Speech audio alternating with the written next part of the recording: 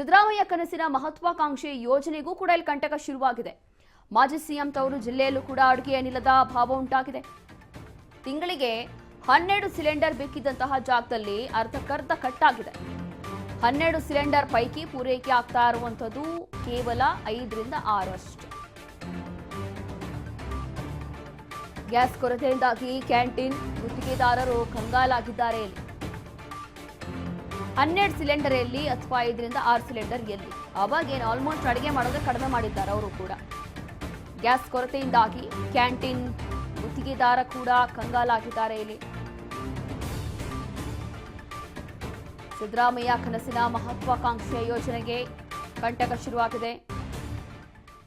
ಮಾಜಿ ಸಿಎಂ ತವರು ಜಿಲ್ಲೆಯಲ್ಲೂ ಕೂಡ ಅಡುಗೆ ಅನಿಲದ ಅಭಾವ ಇಲ್ಲಿ ಉಂಟಾಗಿದೆ. ತಿಂಗಳಿಗೆ 12 ಸಿಲಿಂಡರ್ ಸಿಗ್ತಾ ಇದ್ದ ಜಾಗದಲ್ಲಿ ಈಗ ಅರ್ಧಕ್ಕರ್ಧ ಆಗೋಗಿದೆ ಅಂತಂದ್ರೆ ಮತ್ತೇನ್ ಮಾಡ್ತಾರೆ?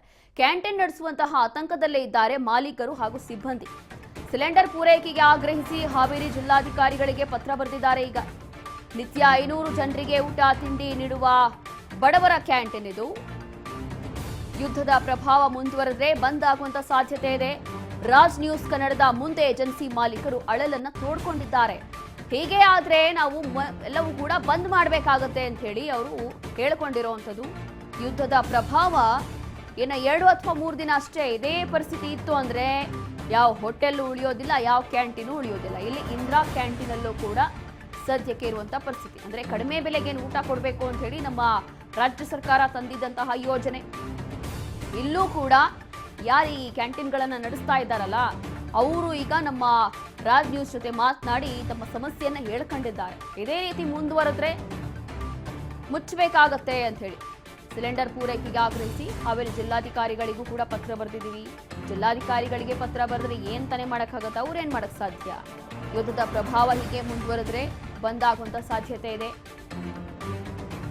ಈ ರೀತಿಯಾಗಿ ಇದೀಗ ಜಿಲ್ಲಾಡಳಿತಕ್ಕೂ ಕೂಡ ಪತ್ರವನ್ನ ಬರೆದಿದ್ದಾರಂತೆ. ಇಂದಿರಾ ಕ್ಯಾಂಟೀನ್ ರಾಜ್ಯ ಸರ್ಕಾರದ ಕಾಂಗ್ರೆಸ್ ರಾಜ್ಯ ಸರ್ಕಾರದ ಒಂದು ಯೋಜನೆ. ಕಡಿಮೆ ಬೆಲೆಗೆ ಬಡವರಿಗೆ ಊಟ ಹಾಕುವಂತ ಒಂದು ಕ್ಯಾಂಟೀನು. ನಿತ್ಯ 500 ಜನರಿಗೆ ಊಟ ತಿಂಡಿ ನೀಡುವಂತಹ ಬಡವರ ಕ್ಯಾಂಟೀನ್ ಇದು. ಆದ್ರೆ ಇಲ್ಲೂ ಕೂಡ